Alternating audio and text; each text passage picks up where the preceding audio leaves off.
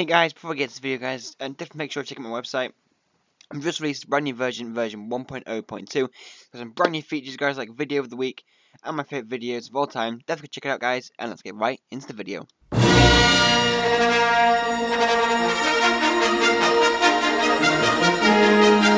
Squidzz Gaming presents Season 3, Episode 1, The Senate Guards. The Senate Guard was an elite security force to the Galactic Republic. Its duties were to safeguard the Republic's Galactic Senate and the Supreme Chancellor. The Senate Guard was centered on the galactic capital planet of Coruscant and has a tradition that went back thousands of years, making it one of the oldest law enforcement agencies in service to the Republic. It also served as a secondary police force for Coruscant in addition to the Coruscant Security Force. Next to the Jedi Order, the Senate Guards were seen as the defenders of democracy and symbols of peace and security on Coruscant. When not conducting police investigations or taking on secret missions for the Republic government, Senate Commandos took a leading role in protection of dignitaries and government property. Senate Guards were a frequent sight in the halls of the Senate building. Their ceremonial uniforms and robes helped them to blend in with the formal settings. Guards work hard to protect senators from external threats such as assassinations, but also from internal threats such as the bribery of senators, which guards had to report to their superiors. As time went on, the Senate Guard became a legacy system, with several generations entering the service, especially in the waning days of the Republic. The legacy system allowed corruption to breed, such as senators paying their guards to look the other way on criminal acts. To become a Senate Guard, candidates would go through a full training program, while those who had previous experiences as planetary police officers would go through a shortened training program. Immediately after graduating, guards were given the rank of private and generally assigned to the Senate Guard headquarters. Corporals were assigned to protect a prominent senator, a group of less prominent senators, or government VIPs.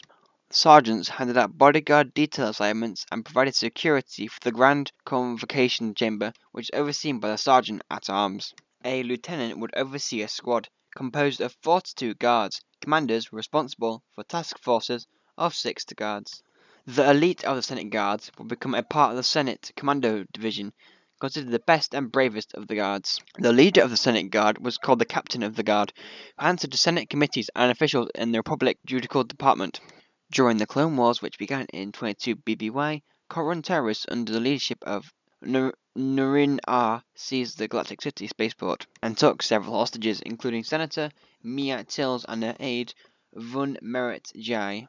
The terrorists demanded the Galactic Republic withdrew its forces and cease interference in the affairs of the homeworld Harun Kai. The senator's involvement prompted Obrim, a Senate commander, detachment to respond to the hostage crisis, as did the Coruscant Security Force, the Clone Commander Unit, Omega Squad, Mandalorian Sergeant Cal Scarata, and Null Arc Captain 011, nicknamed Auto.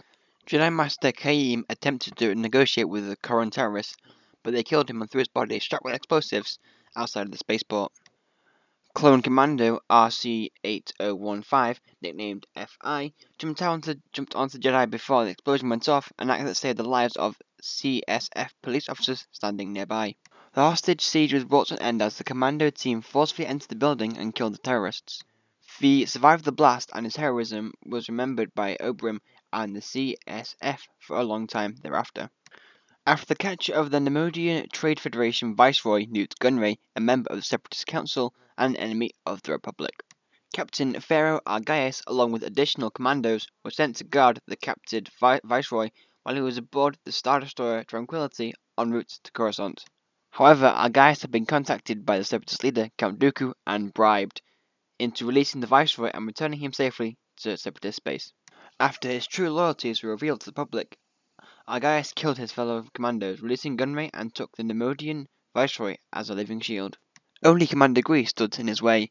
During the scuffle that followed, Gunray hit the clone over the head with the butt of Argaius' blaster, knocking him unconscious.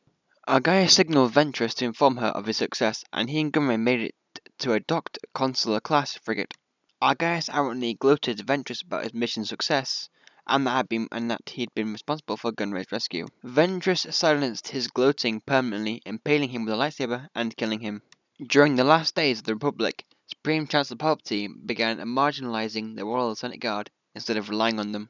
He began installing his own elite guard that consisted of red-robed warriors that became known as the Red Guard.